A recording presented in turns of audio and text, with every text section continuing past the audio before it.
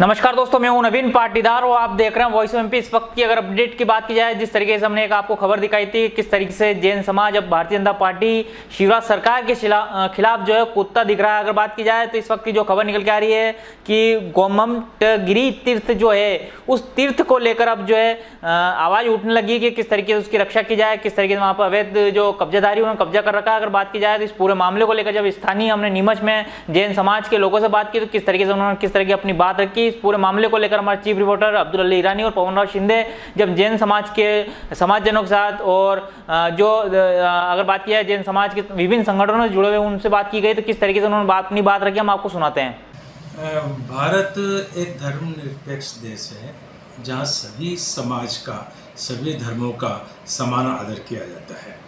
सन 1980 के आसपास गोमटगिरी तीर्थ क्षेत्र दिगंबर जैन समाज द्वारा निर्मित किया गया और दिगंबर जैन समाज के धार्मिक श्रद्धा और धार्मिक आस्था का महत्वपूर्ण केंद्र है।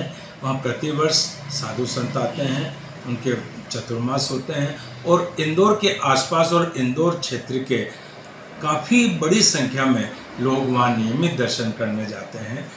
आज अन्य समाज के द्वारा वहाँ जो कार्य किया जा रहा है निर्माण संबंधी या उस क्षेत्र में उनके द्वारा जो अतिक्रमण या इस तरह की जो गतिविधियां संचालित की जा रही है अत्यंत ही दुखद है और जैन समाज में, दिगंबर जैन समाज में उसके प्रति ज़बरदस्त आक्रोश है और भयंकर रोष है। सर, क्या जैन समाज कदम उठाएगा यदि इस पर कोई कार्रवाई नहीं है? जैन समाज यूँ तो सामाजिक सद्भाव का, सामाजिक स्नेह का, अहिंसा, करुणा, दया का प्रतिनिधित्व करता है और चूँकि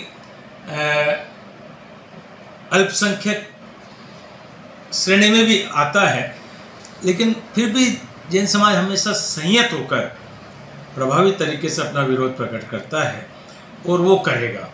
इंदौर में जो भी हमारे संस्था प्रमुख है, समाज प्रमुख है, पदाधिकारी है, वो राष्ट्रीय स्तर पर जो संस्था प्रमुख पदाधिकारी है उनका जैसा जैसा विरोध करने के लिए आदेश आएगा, निर्देश आएगा, रूपरेखा होगी, उसके अनुसार हम अपना विरोध प्रकट करेंगे। ये प्रश्न इसलिए सामने आ रहा है कि इन दिनों गत 2-4-5 साल में हमारे जो जैन तीर्थ है, चाहे वे सम्मेद शिखर जी हो, चाहे गिरनार जी हो, चाहे पालीताना हो, चाहे गोमटगिरी हो, वहाँ हमारे धर्म स्थलों को कहीं न कहीं किसी भी समाज संप्रदाय द्वारा क्षति पहुंचाई गई है। हमारी जैन समाज की भावनाओं को ठेस पहुंचाई गई है। तो ये एक स्वाभाविक प्रतिक्रिया है, लोकतंत्र है, प्रजातंत्र है। हमें भी अपनी बात को प्रभावी तरीके से कहने के लिए कहीं न कहीं नेतृत्व में आगे आना पड़ेगा।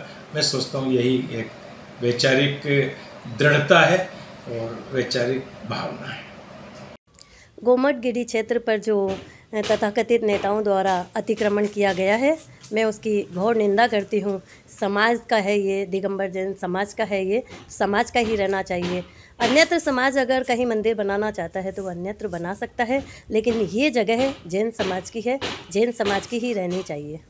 जैन समाज ने ये भी कहा है कि वो राजनीतिक लड़ाई लड़ेगा, इसके लिए 50 विधानसभा सीटों पर टिकट की मांग भी की। हाँ, बिल्कुल सही है। हम इसके लिए अहिंसा आंदोलन करेंगे और 30 से 40% इस पे हम चुनाव भी लड़ेंगे। इसके लिए हमें जो करना होगा हम हमारी इसके लिए लड़ाई लड़ेंगे, क्योंकि गोमटगिरी क्षेत्र पर जैनियों का अधिकार है और उनका ही रहना चाहिए। वर्तमान शासनपति के वंशज हैं, भगवान महावीर स्वामी के अग्रज हैं और अहिंसा परमो धर्म को मानने वाले हम लोग हैं। इसी बात का फ़ायदा शायद मेरे ख्याल से वर्तमान में उठाया जा रहा है और हमारे तीर्थों पर अनावश्यक कब्जा किया जा रहा है।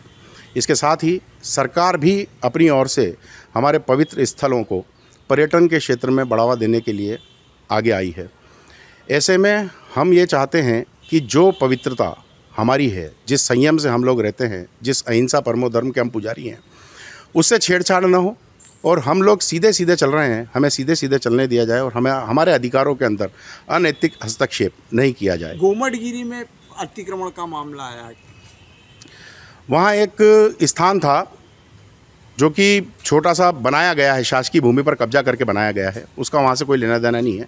जबकि उच्च न्यायालय ने भी इसके ऊपर संज्ञान लेते हुए हमें बाउंड्री वाल निर्माण की अनुमति दी हुई है, लेकिन सरकार जो है वो अभी तक भी इसके लिए स्पष्ट मंशा जाहिर नहीं कर पाई है। और अनैतिक तरीके से गैर समाज के लोग वहाँ पर रास्ता निकालने का प्रयास कर रहे हैं, जिसे कतई बर्दाश्त नहीं किया जाएगा। ये आवाज़ इंदौर से उठी है और ये पूरे मध्य प्रदेश को गुंजाएगी, और मध्य प्रदेश से अगर ये मामला हल नहीं होता है तो फिर पूरे देश को गुंजे। देखो, ये सब भी हमारा अधिकार है।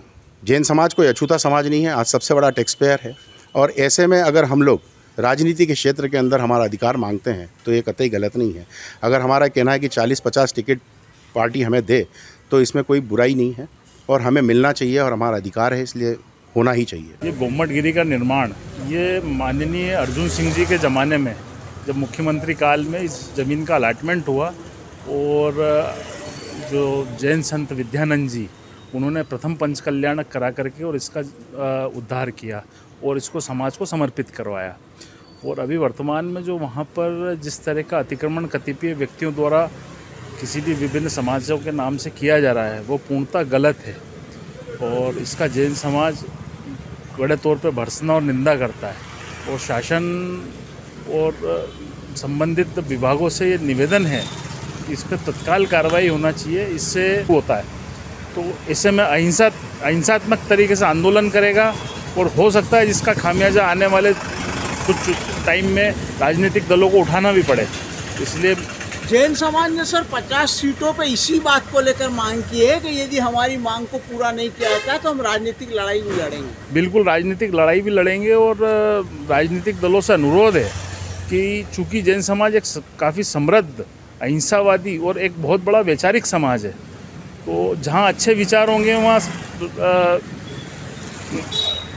समाज का विकास होगा, राष्ट्र का निर्माण होगा, राष्ट्र का विकास होगा। तो ज़्यादा से ज़्यादा सीटें जहाँ जहाँ उनकी क्राइटेरिया में आती हैं वहाँ जैन समाज को देना चाहिए, और उम्मीदवारों को, जैन समाज के लोगों को भी उन जैन समाज के उम्मीदवारों को जिताना चाहिए, ताकि जैन समाज का। वॉइस ऑफ एमपी की खबरों को देखने के लिए प्ले स्टोर और एप्पल स्टोर से डाउनलोड करें हमारा ऐप वॉइस ऑफ एमपी।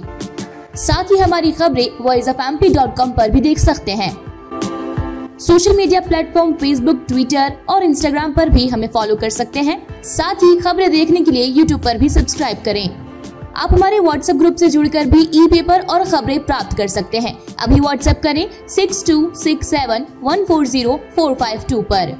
यदि आपकी नहीं हो रही कोई सुनवाई तो संपर्क करें 7693028052 पर, 9753453732 पर।